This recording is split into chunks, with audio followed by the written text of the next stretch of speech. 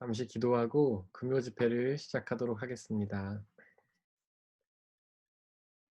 사랑의 하나님, 이 시간 은혜를 사모하며 주님 앞에 나왔습니다. 하나님, 우리에게 세상에서는 찾을 수도 없고 세상 사람들은 알 수도 없고 세상은 줄 수도 없는 크고 놀라운 은혜를 저희에게 부어 주시옵소서. 저희는 주님의 은혜가 아니면 살 수가 없습니다. 그 은혜가 없어서 그동안 너무나 목마르고 힘들고 고통스러워 하였습니다. 그러나 이 시간 주님이 우리에게 놀라운 은혜를 부어 주실 것을 믿사오니 이 시간 그 은혜를 사모하는 모든 영마다 놀라운 은혜로 함께하여 주옵소서. 이 시간 우리와 함께 계신 하나님을 찬양합니다. 우리 주 예수 그리스도의 이름으로 기도드렸습니다. 아멘. 우리 함께 찬양하겠습니다.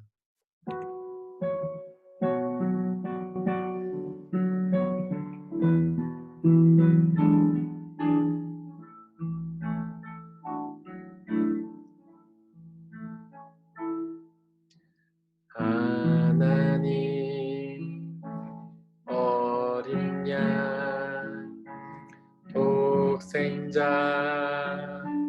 예수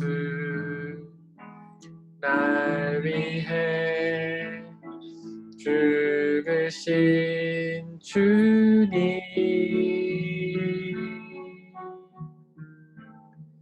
주 흘리신 그 보혈이 나의 죄를 정결케 하네 내 영을 고치시네 송축하리라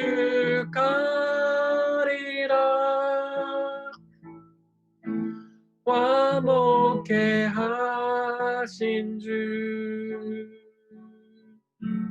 나의 모든 죄 깨끗게 하셨네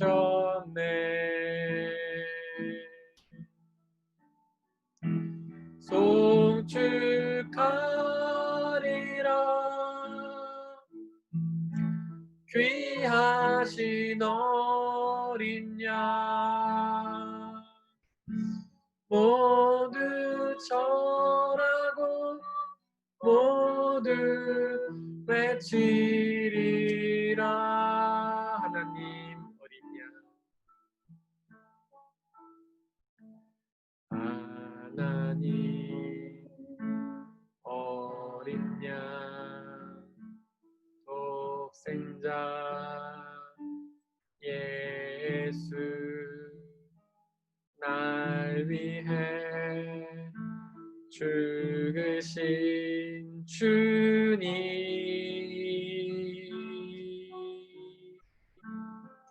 주 흘리신 그 보혈이 나의 죄를 정결케 하네 내 영을 고치시네 송축하리라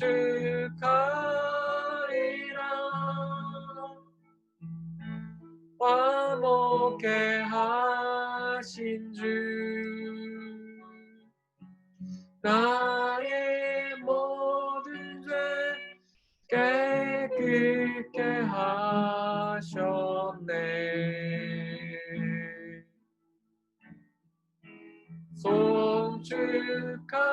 송축하리라 귀하신 어린 양 모두 절하고 모두 외치리라 하나님 어린 양 하나님 어린 양 독생자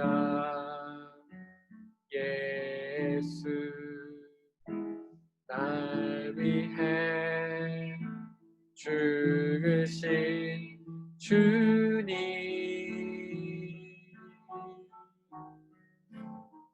줄리신 그 보혈이 나의 죄를 정결케 하네. 내 영을 고치시네. 송축하리라.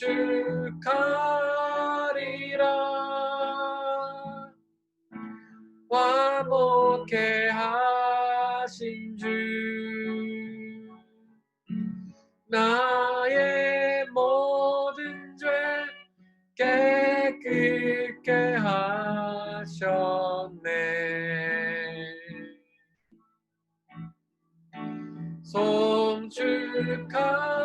송축하리라. 귀하신 어린 양 모두 절하고 모두 외치리라. 송축하리라. 화목케 하신 주 송축하리라.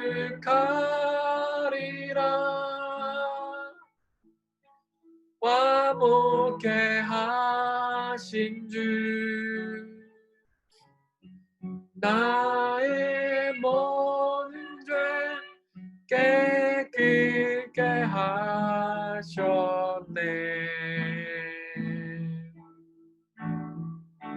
송축하리라.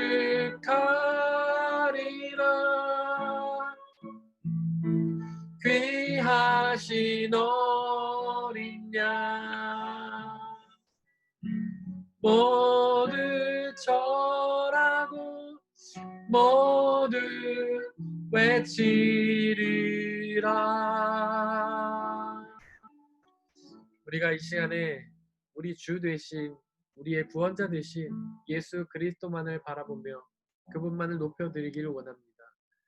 그분은 우리의 죄를 사하여 주셔서 하나님과 다시 평화를 이루게 해주신 분이십니다. 그분은 부활하심으로 우리의 영원한 생명을 이루시고 우리에게 그 생명을 주시는 분이십니다. 우리는 오직 그 예수님에게 우리의 마음과 뜻과 정성을 모을 때에만, 그분을 온전히 믿을 때에만 그분에게 있는 그 죄사함의 은혜와 구원의 은혜를 받아 누릴 수 있습니다.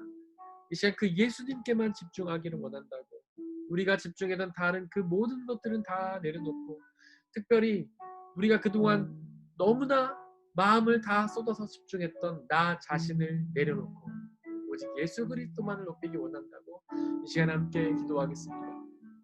아버지 하나님, 이 시간 그 예수님만 높이기 원합니다. 예수님께만 집중하기를 원합니다. 지금 우리의 관심이 어디에 있었습니까? 우리의 집중이, 우리의 몰두가, 우리의 애씀이 어디에 있었습니까? 바로 나 자신에게 있지 않았습니까? 세상의 가치에 있지 않았습니까? 그저 나 자신을 잘 먹고 나 자신을 높이며 나 자신을 내세우는 일에만 집중했던 것은 아닙니까? 아버지 하나님, 이 시간 간절히 소망하오니 저에게 성령 하나님을 충만히 임하여 주시고 우리의 마음속에 오직 예수 그리스도로 가득 채워주시고 오직 주님만을 바라보며 나아갈 수 있도록 아버지 역사해 주셨소서. 주님만을 믿고 의지하며 나아갈 수 있도록 아버지 역사해 주셨소서. 우리의 마음이, 우리의 마음과 뜻과 정성이, 우리의 관심이 오직 예수 그리스도가 되기를 원합니다. 이 시간 우리가 마음과 뜻과 정성을 모아 주님을 높여드리며 찬양하기 원하오니 하나님 영광 받아주시고 오직 주님만을 높이며 의지하며 살아갈 수 있도록 이 예배가 오직 주님께 집중한 예배가 될 수 있도록 아버지 하나님 역사해 주시고 은혜해 주시옵소서.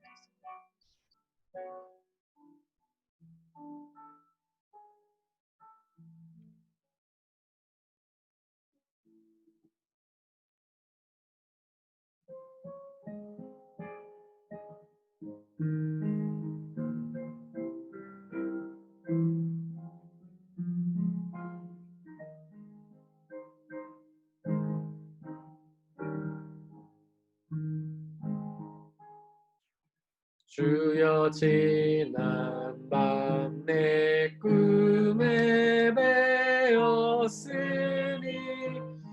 그 꿈 이루어 주옵소서. 밤과 아침에 계시로 보여주사 항상 은혜를 주옵소서. 나의 놀라운 꿈 정녕 남이 끼는 장차 그 은혜 받으려니 나의 놀라운 꿈 정녕 이루어져 주님 얼굴을 배우리라. 마음 괴롭고 아파서 낙심될 때 내게 소망을 주셨으며 내가 영광의 주님을 바라보니 앞길 환하게 보이도다. 나의 놀라운 꿈 정녕 남이 끼는 장차 그 은혜 받을 편이 나의 놀라운 꿈 정녕 이루어져 주님 얼굴을 배우리라. 세상 풍조는 나날이 변하여도 나는 내 믿음 지키리니 인생 살다가 죽음이 꿈 같으나 오직 내 꿈은 참되리라. 나의 놀라운 꿈 정녕 남이 끼는 장차 그 은혜 받을 편이 나의 놀라운 꿈 정녕 이루어져 주님 얼굴을 배우리. 나의 놀라운 꿈 정녕 남이 끼는 나의 놀라운 꿈 정녕 남이 끼는 장차 그 은혜 받을 편이 나의 놀라운 꿈 정녕 이루어져 주님 얼굴을 배우리라.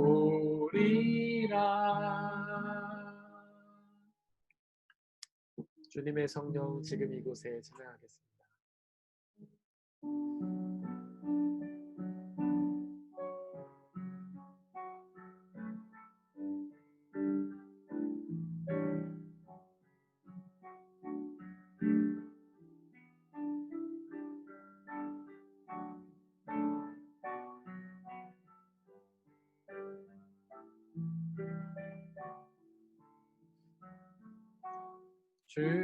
주님의 성령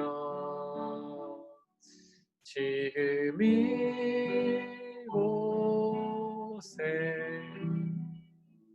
임하소서.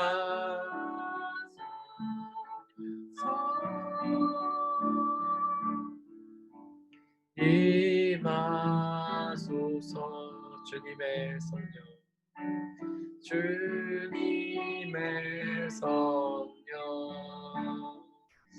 지금 이곳에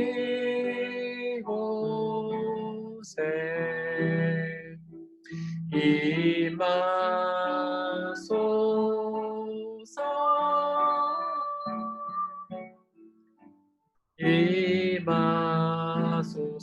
할렐루야. 할렐루야. 할렐루야. 할렐루야.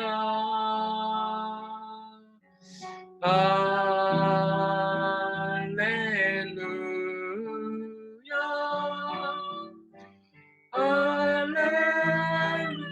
주님의 성령, 주님의 성령, 지금 이곳에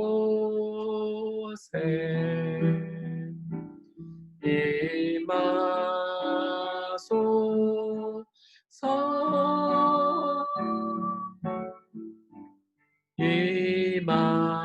임하소서. 주님의 성령,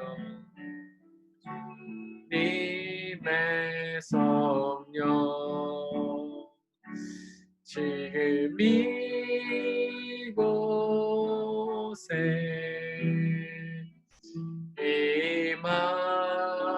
임하소서.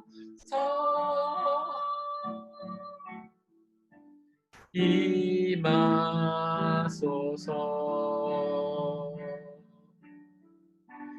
할렐루야. 할렐루야.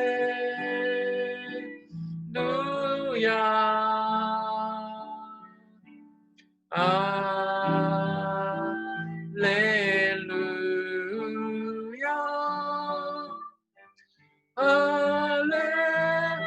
할렐루야. 할렐루야.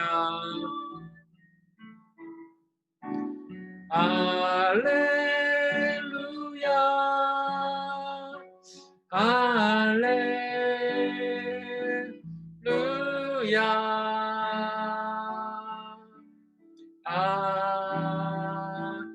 할렐루야.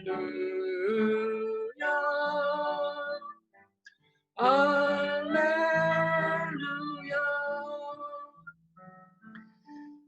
지금 우리가 어느 곳에서 어떠한 모습으로 예배를 드리든 주님의 성령은 이곳에 함께 계십니다. 우리와 함께 계시며 우리의 예배를 흠양하고 계십니다. 우리와 함께 계시며 우리에게 하나님의 말씀을 전해주십니다. 우리와 함께 계시며 우리의 기쁨을 2배로 더하시며 우리의 아픔을 위로하십니다. 우리의 가장 필요한 말씀을 전하시며 영원한 생명의 비밀을 전하십니다. 이 시간 그 성령이 함께 계시다는 사실을 믿음으로 고백하며 그 성령의 충만함을 소망하며 그 성령 앞에 예배하며 성령과 함께 예배하기를 원한다고 이 시간 함께 기도하겠습니다. 이 자리에 함께 계신 성령님을 믿습니다. 하나님, 우리가 어떤 곳에서 어떠한 모습으로 예배를 드리든 하나님은 우리와 함께 계신 줄을 믿습니다. 우리와 함께 계시며 우리의 예배를 흠양하시고 또한 우리가 예배를 드릴 수 있도록 하나님의 뜻과 마음과 온갖 은혜를 우리에게 전해주십니다. 이 시간 그 성령 하나님의 충만한 은혜를 누리기 원합니다. 우리와 함께 계신 그 성령님과 함께 예배하기를 원합니다. 성령님의 말을 거시는 그 말씀에 집중하기를 원합니다. 성령님께서도 하시는 그 위로를 받아 누리길 원합니다. 성령님께서 전해주시는 그 은혜를 받아 누리길 원합니다. 성령님께서 선포하시는 주님의 말씀을 전해 듣기를 원합니다. 아버지 하나님, 이 시간 우리와 함께하여 주시고 영원한 생명의 비밀을 알려주시고 우리가 이 험하고 고통스러운 이 세상 가운데에서 하나님의 은혜를 누리며 하나님의 은혜로 승리하며 날마다 새로운 힘을 얻을 수 있도록 이 시간 우리와 함께 계신 성령님 우리에게 말씀하여 주시옵소서. 이 시간 예배를 방해한 모든 세력들을 물리쳐 주시고 우리를 하나님께서부터 떨어뜨려 놓으려고 하는 사탄의 세력들을 물리쳐 주시고 오직 우리가 하나님께만 집중하며 하나님만 바라보며 하나님만 의지하며 나아갈 수 있도록 하나님 성령 하나님 우리와 함께 하시며 도와주시옵소서. 이 시간 우리와 함께 계신 하나님을 찬양합니다.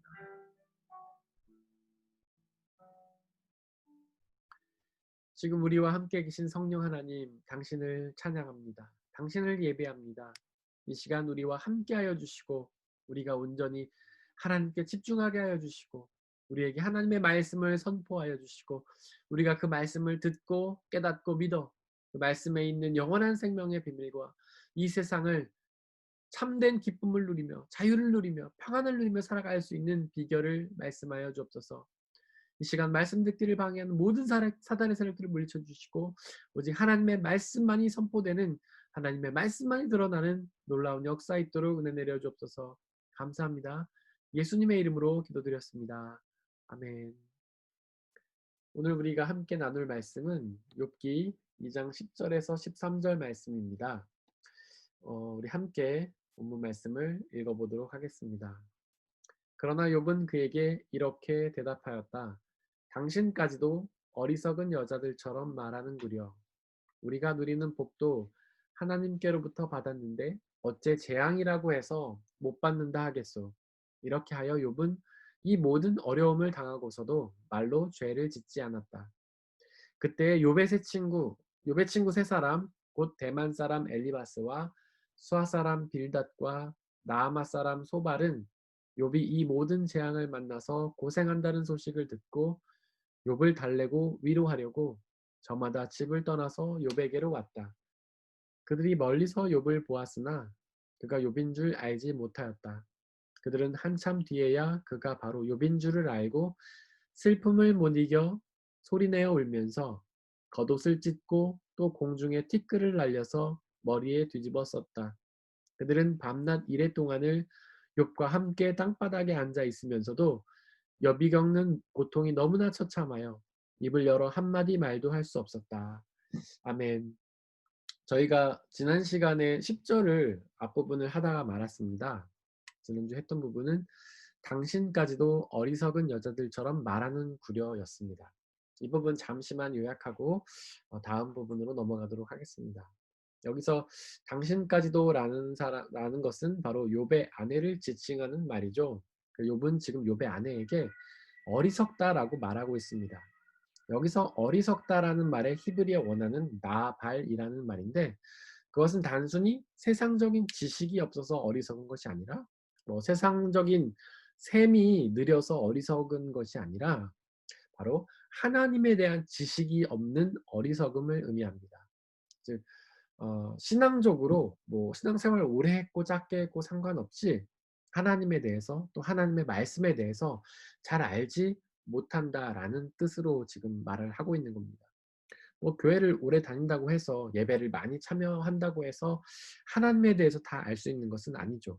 아마 욥의 아내도 그랬던 것 같습니다.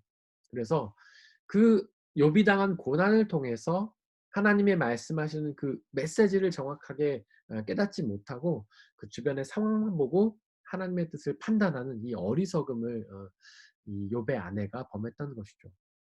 어리석지 않으려면 알아야 되죠. 근데 알아야 된다라는 말의 그 헬라어는 기노스코라는 말인데 5가지 뜻이 있다고 말씀드렸어요. 제가 이거는 여러분들이 꼭 암기했으면 좋겠다라고 제가 권면을 드렸는데, 안다, 기노스코의 5가지 의미 중에 첫 번째는, 이 안다는 것은 단순히 세상적인 지식을 안다는 게 아니라 하나님에 대해서 안다는 것을 의미합니다. 그러니까 요한복음 8장 32절에서 예수님이 우리에게 그렇게 말씀하셨죠. 진리를 알지니 진리가 너희를 자유롭게 하리라. 여기서 알지니는 기노스코입니다. 바로 하나님에 대해서 알아야 한다는 것이죠.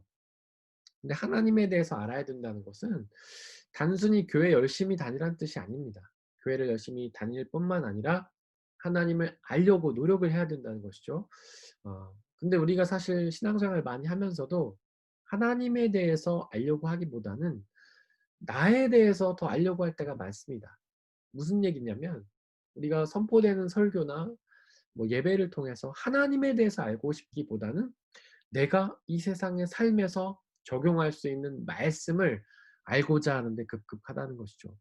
그것은 예배라는 형식은 띠고 있지만, 설교라는 형식은 띠고 있지만, 그 목적이 하나님을 알려고 하는 것이 아니라 나의 필요를 알려고 하는 것, 내가 이 세상에서 승리를 하는 방법을 알려고 한다는 점에서 기노스코라고 말할 수 없습니다.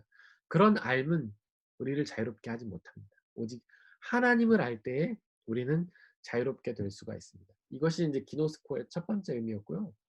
두 번째 기노스코는요, 배운다라는 뜻이 있어요. 그냥 아는 게 아니라 배워서 아는 거예요.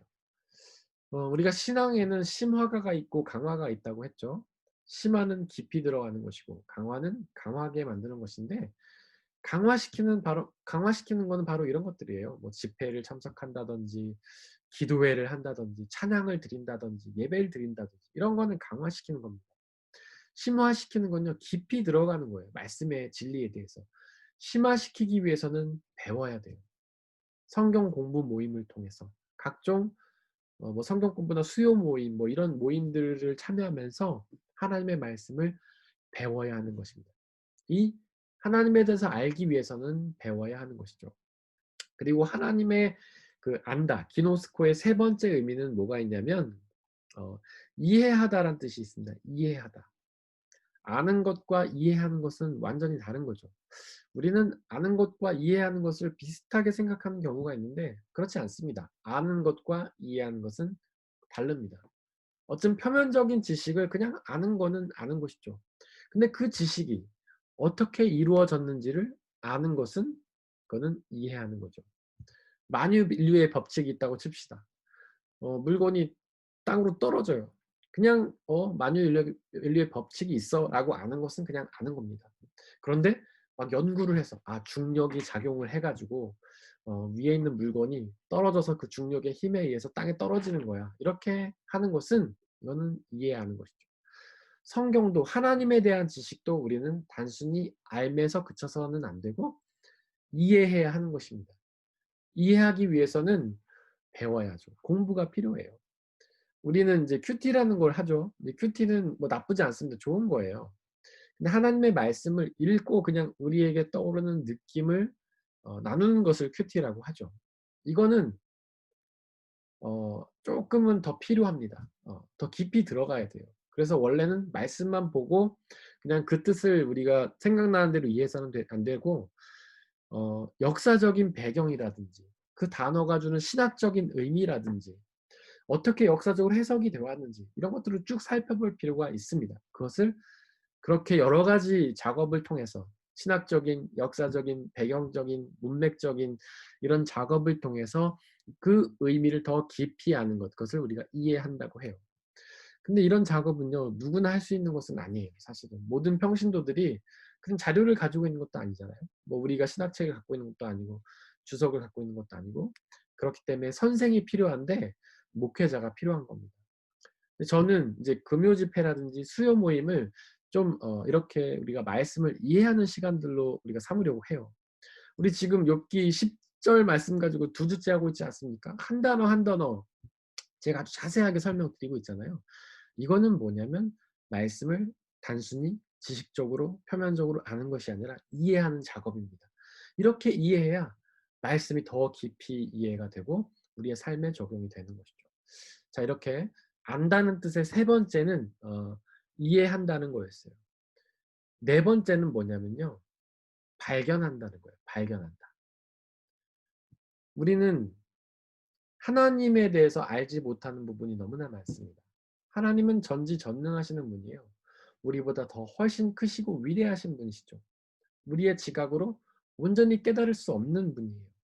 그래서 어떤 신학자는 신학자가 하나님에 대해서 아는 것이 장님이 코끼리를 더듬는 것과 같다라고 말했어요. 평신도가 아니고 신학자가 그렇게 평생을 성경을 연구하는 사람들이 고작 장님이 코끼리를 더듬는 정도로 하나님을 아는 거예요. 그러니까 우리가 경험하고 안 하나님보다 하나님은 훨씬 더 크고 위대하신 분이죠. 심지어 성경도요, 하나님에 대해서 100% 말하지 않고 있습니다. 성경이 말하지 않고 있는 하나님의 더욱 위대하신 감춰진 부분들이 훨씬 많아요. 그래서 어떤 신학자들은요, 우리 하나님이 은폐된 하나님이다, 비밀의 하나님이다, 이렇게 말을 했어요. 왜냐하면 그 전능하신 하나님이 우리에게 드러나는 것은 고작 이만큼이기 때문에 그래요. 그렇기 때문에 우리는 그 하나님을 발견해야 됩니다. 어떤 신앙들은 그런 사람들이 있어요. 자기가 젊었을 때 만난 하나님 가지고 평생 신앙생활 하시는 분. 하나님이 이러실 거야 저러실 거야. 더 배우려고 하지 않고 그냥 젊었을 때 잠깐 알았던 뭐 하나님, 뭐 기초 성경 공부했던 그 하나님만 가지고 그 하나님을 가지고 평생 신앙생활하는 분들이 계신데, 그러면 안 된다는 거예요. 우리는 말씀을 깊이 연구하면서 우리가 미처 깨닫지 못했던 그 하나님을 계속해서 발견해 나가야 되는 겁니다. 이것이 이제 안다는 뜻의 네 번째였고요. 다섯 번째는 확인한다입니다. 안다는 뜻의 다섯 번째 의미는 확인한다.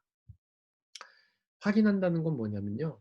우리가 성경을 통해서 접한 하나님, 그리고 이런 공부를 통해서 배운 하나님, 그리고 그동안 알지 못했다가 발견하게 된 하나님, 이 하나님을요 우리의 삶 속에서 확인하는 겁니다. 즉 경험하는 것이죠. 우리 하나님은 그냥 이론으로만 존재하는 분이 아니잖아요. 우리 하나님은 실제로 살아서 역사하시는 분이잖아요. 우리가 뭐 기도할 때 말씀 볼 때만 언급되는 하나님이 아니잖아요. 지금도 살아서 역사하시고 우리와 함께 하시며 우리에게 동행하시고 우리에게 놀라운 은혜를 주시는 분이 하나님이잖아요. 그러니까 우리가 삶 속에서 그 하나님을 경험해야 하는 겁니다. 자, 기노스코, 안다를 의미한 헬라어 기노스코, 이렇게 다섯 가지 뜻이 있다고 말씀을 드렸어요. 우리 한번 여러분들 제가 들을 수도 없지만 볼 수는 없지만 손가락을 꼽으면서 한번 해봤으면 좋겠습니다. 첫 번째, 하나님을 안다. 두 번째, 배운다. 세 번째, 이해한다. 네 번째, 발견한다. 다섯 번째, 확인한다. 이렇게 이 다섯 가지를 늘 알고, 이렇게 다섯 가지를 통해서 하나님을 우리가 알아야지, 기노스코 해야만 그 진리가 우리를 자유롭게 하는 거예요. 아마 요한복음 8장 32절 말씀, 머리로는 알고 있지만 가슴 깊이 느끼지 못한 분들이 많을 거예요. 나는 교회 열심히 다니는데 왜 진리가 날 자유롭게 하지 않지? 왜 복음이 날 자유롭게 하지 않지? 왜 말씀이 나를 자유롭게 하지 않지? 나는 왜 교회 다니는데 여전히 뭔가에 얽매여 있고 눌려 있고 불안하고 두렵지? 라고 생각하는 분들은 이 기노스코 다섯 가지 알미 필요한 거예요. 그렇게 하나님을 알 때에 우리는 참된 자유를 누릴 수가 있는 겁니다.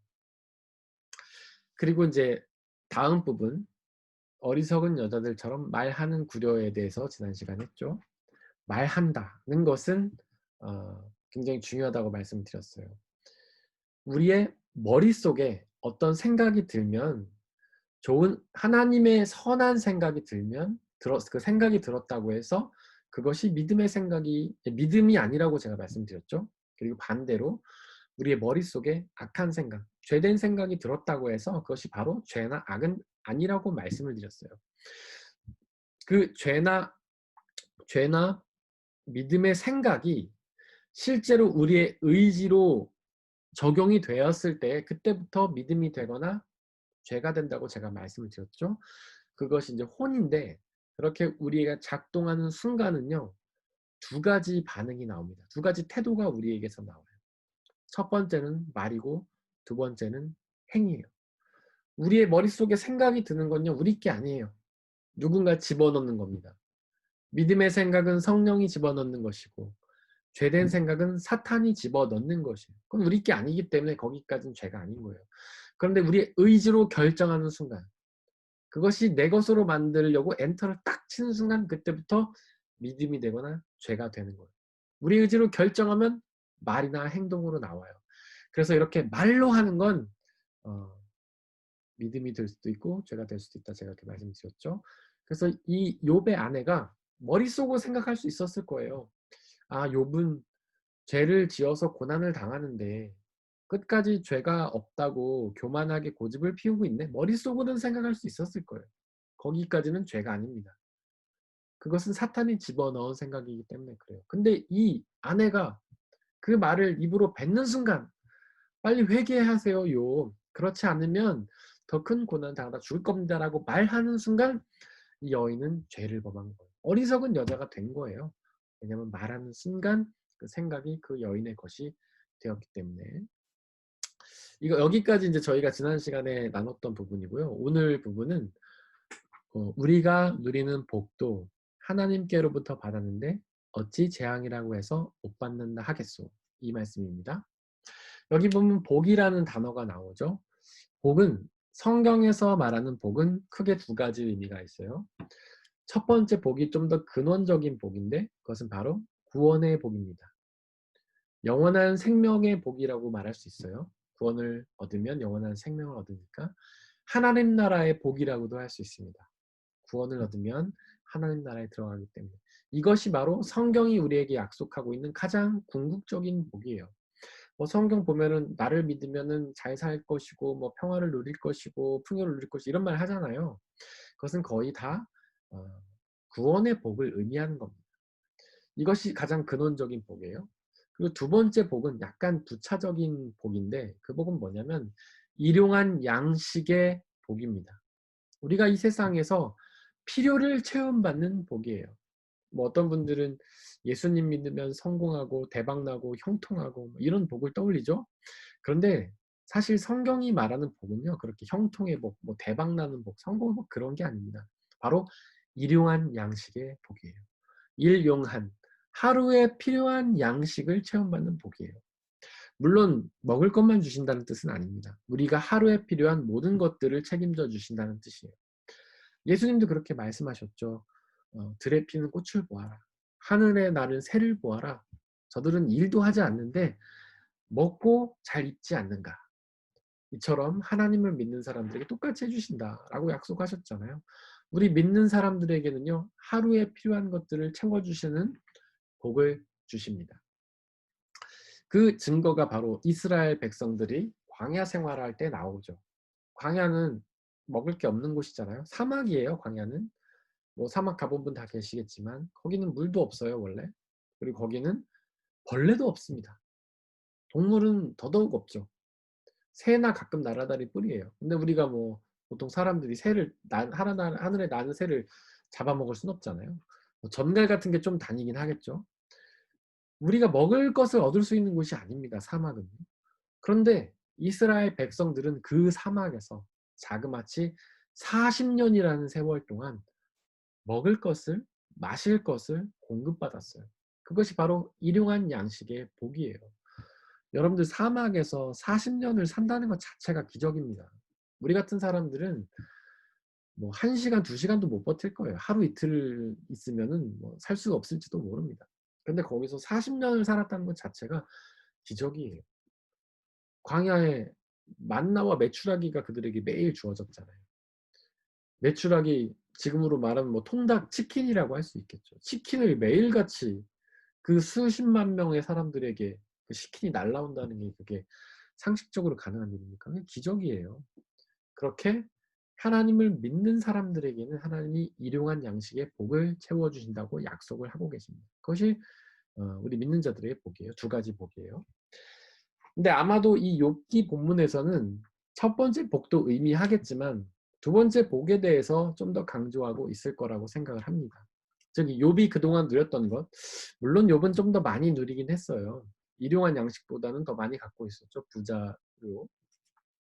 근데 그런 건 좀 이제 달란트와 관련된 부분인데 그것도 설명 굉장히 길기 때문에 그 많은 재산을 가진 건 달란트인데 그거는 제가 다음에 설명을 드리기로 하고요. 어쨌든 욥은 일용한 양식의 복을 충분히 체험을 받았습니다. 여기서 복은 좀 더 그 부분을 의미하는 거예요.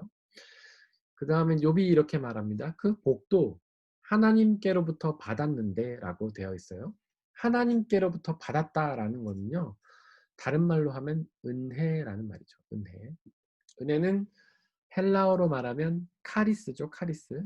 그거를 다른 말로 번역하면 선물이란 뜻입니다. 즉 은혜는 하나님이 우리에게 주시는 거예요. 선물이 뭡니까? 대가가 있나요? 내가 이걸 줄 테니 너 나에게 500원 줘. 그런 게 선물이 아니죠. 공짜인 거예요. 하나님이 욥에게 그 복을 거저 주신 겁니다. 은혜로 주신 거예요. 선물로 주신 거예요. 하나님이 우리에게 주시는 은혜는 크게 두 가지가 있어요. 첫 번째는 보편적인 은혜. 이거는 그냥 믿지 않는 사람들에게도 다 주시는 은혜입니다. 자연을 통해 주시는 은혜예요. 뭐 햇볕, 공기, 먹을 거 이런 거.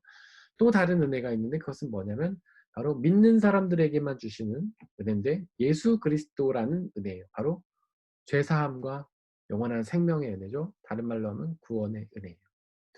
어쨌든 지금 이 본문에서 욥은요.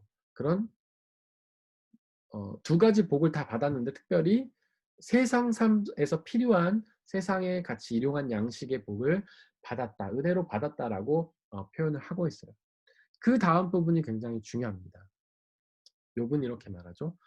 복도 하나님께서 은혜로 주셨는데 어찌 재앙이라고 해서 못 받는다 하겠소. 이 말은 뭐냐면요. 복도 은혜지만 고난도 은혜다라는 뜻이에요. 복도 하나님이 우리에게 주시는 선물이지만 고난도 하나님이 우리에게 주시는 선물이다 이런 뜻입니다. 어쩌면 이해가 안 될 수도 있어요. 하나님이 우리를 사랑하신다면 좋은 것만 주셔야지. 복만 주셔야지. 왜 고난을 주십니까? 하나님이 우리를 사랑하신다면 늘 잘해주시고 행복하고 평안하게 해주셔야지. 왜 우리를 고통스럽게 하십니까? 하나님이 메조키스트입니까? 이렇게 반박하는 사람도 있어요. 그런데 우리도 그러잖아요. 우리도 실제로 누군가를 사랑해서 뭔가를 줄 때에 좋은 것도 주지만 나쁜 것도 주잖아요. 우리가 자녀들에게 맨날 좋은 것만 줍니까? 그러니까 우리가 자녀들에게 줄 때 자녀들이 좋아하는 것만 주나요? 우리 자녀들이 뭐 좋아하나요? 만화 보기 좋아하고 게임하기 좋아하고 맛있는 거 달달한 거 먹는 거 좋아하잖아요. 맨날 그런 것만 주나요? 아니잖아요. 아이들이 하기 싫어하는 공부도 시키고 아이들이 먹기 싫어하는 밥도 먹이고 야채도 먹이고 그러잖아요. 우리는 다 은혜로 주는 거죠. 아이들에게 선물로 주는 거예요. 근데 그 아이들이 볼 때는 이런 거는 복인데 이런 건 재앙인 거예요. 아이스크림, TV, 만화는 복인데 공부, 밥, 야채 이런 거는 재앙인 거예요. 아이들은 가끔 따지죠. 왜 먹기 싫은 밥을 잘 먹게 하라고 하냐고. 그러나 우린 뭐라고 합니까? 다 너 좋으라고 주는 거라고 그러지 않습니까? 선물이라고, 은혜라고 하면서 주잖아요. 똑같습니다. 하나님도 우리에게 그렇게 주시는 거예요.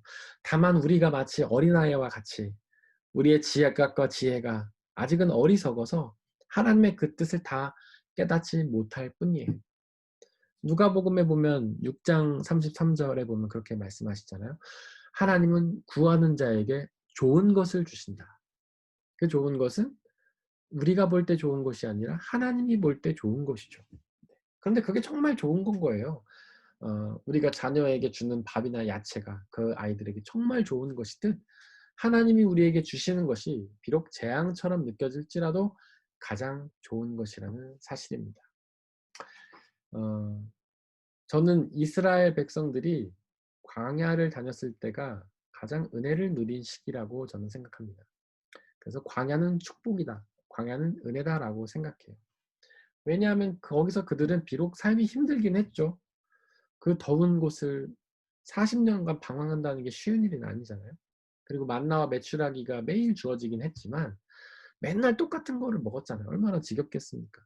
여러분들 치킨이 아무리 맛있다지만 맨날 치킨만 드셔보세요. 질려서 먹겠어요? 그것도 40년이나 말이죠. 그들에게 그게 고통스러운 시간이었던 건 맞아요. 집도 없죠. 맨날 여행을 다니는 나그네 신세였습니다. 조금 지나가다가 장막 치고 또 일어나면 장막 걷고 또 지나가다 장막 치고 이런 나그네와 같은 삶을 했잖아요. 우리도 여행 나가면 맨날 집이 제일 편해 그러지 않습니까? 그런 고통스러운 세월을 40년을 보냈는데 바로 그것이 축복이었어요. 왜냐하면 하나님이 그들에게 가장 가까이 계셨기 때문입니다. 하나님이 그들에게 말씀하시고 그들의 음성을 들으시고 그들의 필요를 바로바로 채워주셨잖아요. 이제 이스라엘 백성들이 가나안에서 이스라엘 백성들이 광야의 고난을 횡군을 마치고 바로 가나안 땅에 들어가면 처음 나오는 문장이 있습니다. 뭐냐면 그때부터 만나와 메추라기가 그쳤다라고 나와요. 하나님이 그들에게 직접 채워주시던 일용한 양식의 은혜가 그쳤어요. 가나안 땅에 들어가면 그곳은 비록 풍요로운 젖과 꿀이 흐르는 풍요로운 축복의 땅이긴 했지만 그들은 더 이상 하나님이 직접 주시는 만나와 메추라기를 경험할 수 없었어요. 그들은 직접 자신들이 열심히 일을 해서 노동해서 먹고 살아야만 했어요. 물론 그들이 일을 하긴 해야 됐지만 그들의 필요를 채워주시긴 했지만 하나님이 만나와 메추라기처럼 직접 그들에게 아무것도 하지 않는데도 막 넘치게 채워주신 그 은혜는 이제 그쳤다라는 것이죠. 그리고 그 가나안 땅에 들어가기 전에 이제 모세가 1장 설교를 합니다. 굉장히 긴 설교를 해요. 그게 바로 신명기서예요. 신명기서 전체가 광야에서부터 광야 생활을 마치고 가나안 땅에 들어가기 전에 이스라엘 백성들에게 하신 모세의 설교입니다. 하나님의 말씀을 대언한 설교예요.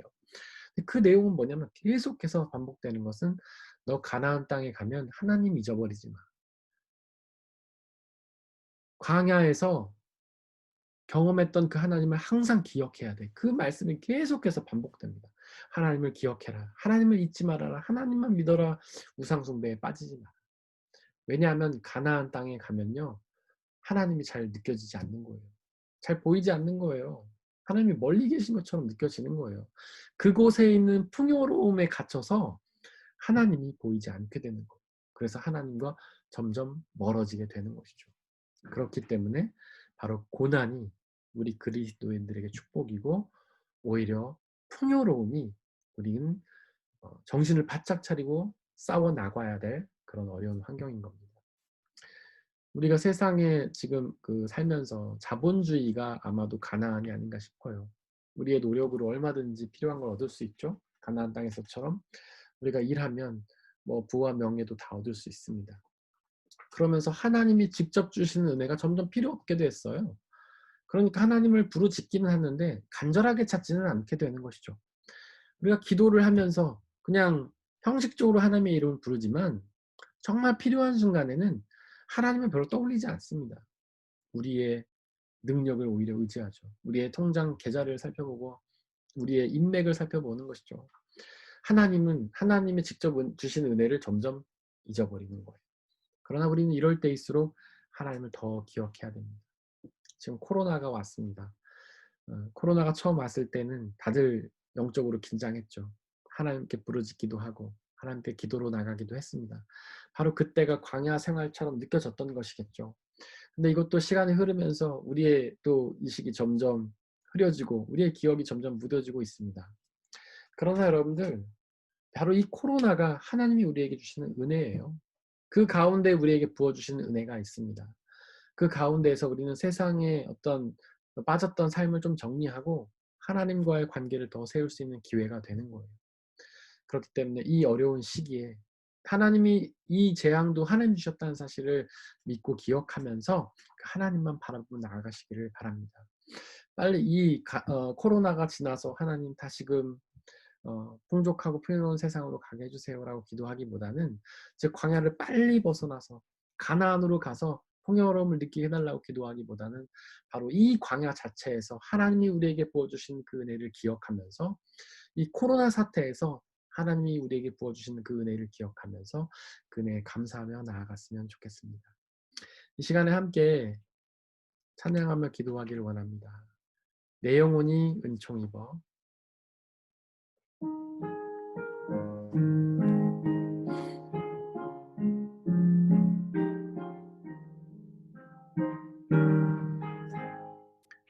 내 영혼이 은총 입어 중한죄지 얻고 보니 슬픔 많은 이 세상도 천국으로 와하도다.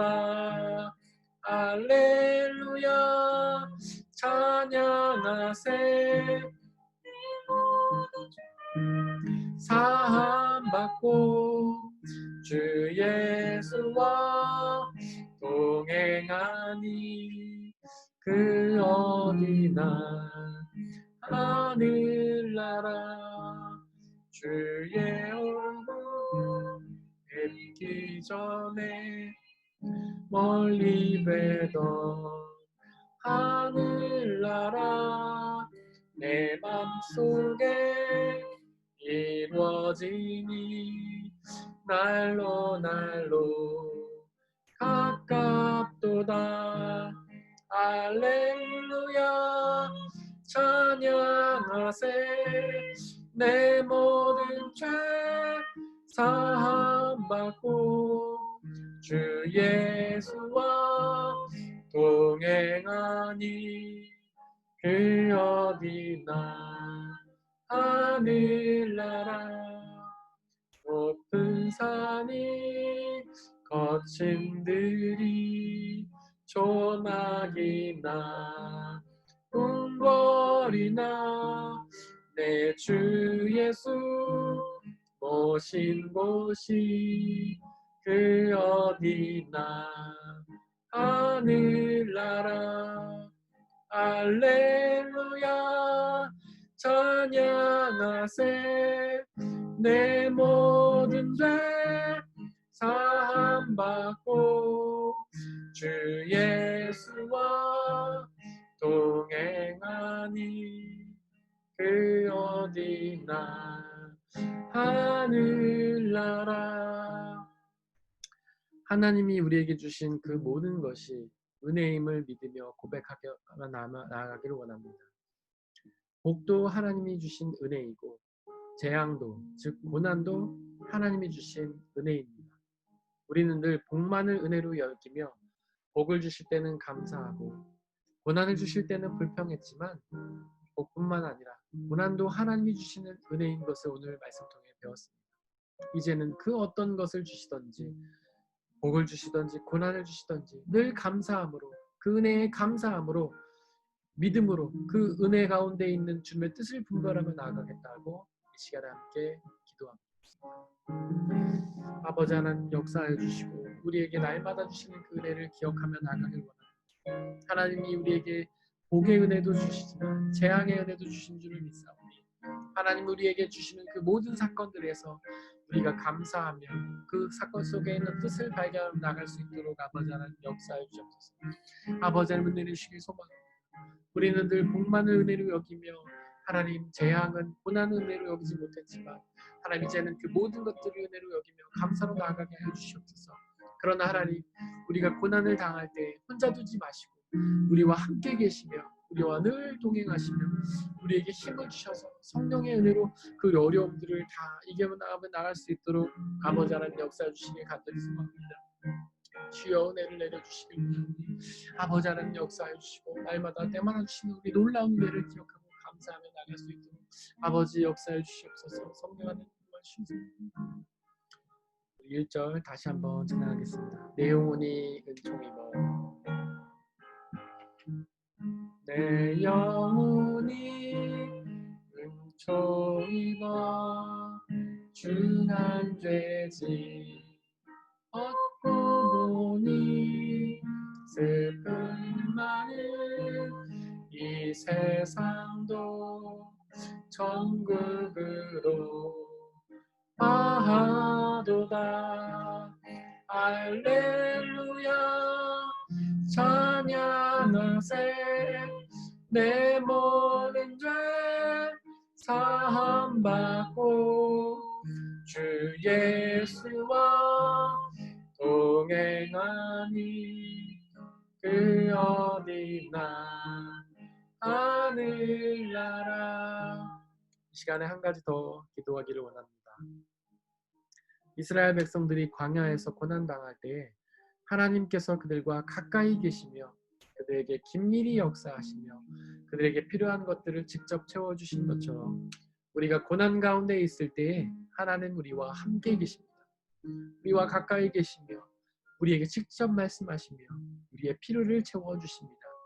우리가 고난 가운데에 그 고난만 바라보고 고통스러워하는 것이 아니라 우리와 함께 계시는 그 하나님을 바라보고 그 하나님 주시는 놀라운 은혜와 평안함과 자유함과 일용한 양식의 은혜를 받아 누리게 해달라고 이 시간 그 어떤 상황이든지 성령 하나님만 바라보게 해달라고 함께 기도하겠습니다.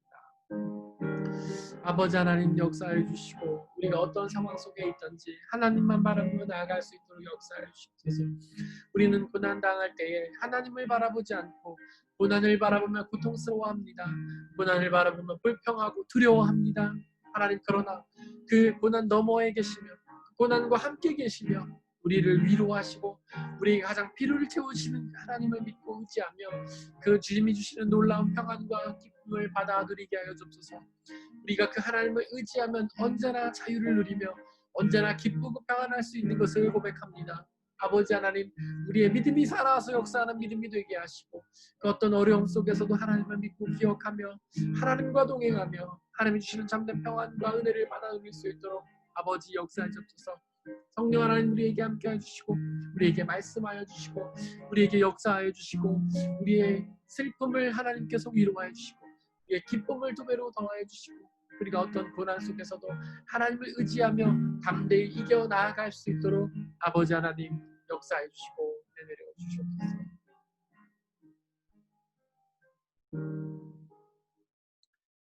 사랑의 하나님, 우리가 어떤 순간을 맞이하든 그것은 하나님이 우리에게 주시는 놀라운 은혜인 줄을 고백합니다. 하나님, 우리가 그 상황을 바라보고 불안해하며 불평하며 두려워하는 것이 아니라 그 가운데 함께 계시는 하나님을 의지하고 당신이 주시는 놀라운 구원의 은혜, 평안과 자유와 기쁨을 누리며 살아갈 수 있도록 은혜 내려 주옵소서. 하나님, 우리 성도님들 이 코로나의 시기에 어려운 세상의 삶 그곳에서 고통당하며 힘들어하고 있었습니다. 그러나 하나님, 그들과 함께하여 주시며 그들에게 놀라운 위로로 함께하여 주시며 큰 기쁨과 감사로 더하여 주셔서 그들의 삶이 행복이 넘치게 하여 주시고 이 모든 상황을 하나님의 뜻대로 역사해 주셔서 우리에게 가장 좋은 것으로 하나님 이루어 주시옵소서. 하나님, 이제 이 세상을 살아갈 때에 하나님 힘 주시고 은혜해 주시기를 믿습니다. 감사드리며 우리 주 예수 그리스도의 이름으로 기도드렸습니다. 아멘.